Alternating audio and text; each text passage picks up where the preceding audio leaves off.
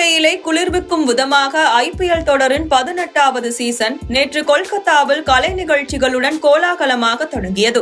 கிட்டத்தட்ட 2 மாதங்களுக்கு ரசிகர்களுக்கு விருந்து படைக்கப் போகும் இந்த IPL தொடரில் இன்றைய போட்டியில் சென்னை அணி மும்பையை சந்திக்க இருக்கிறது. இந்த போட்டியிலும் தல தோனி களம் காண இருப்பதால் ரசிகர்களின் எதிர்பார்ப்பு மேலும் கூடியிருக்கிறது. இதற்கிடையே இரு அணிகள் வீரர்களும் போட்டி நடைபெறும் சேப்பாக்கம் MA சிதம்பரம் மைதானத்தில் தீவிர பயிற்சியில் ஈடுபட்டனர். அப்போது களத்தில் பயிற்சி செய்து கொண்டிருந்த மும்பை கேப்டன் ஹர்திக் பாண்டியா ஓடி போய் MS தோனியை கட்டி அணைத்து அன்பை பொழிந்தார். மேலும் அவரின் கைகளை தொட்டு பார்த்து உரையாடி கொண்டிருந்தார். மைதானத்தில் ஹர்திக் பாண்டியா மற்றும் MS தோனி கட்டி அணைத்துக் கொண்டு உரையாடிய வீடியோ சமூக வலைதளங்களில் அதிகம் வைரலாகி வருகிறது.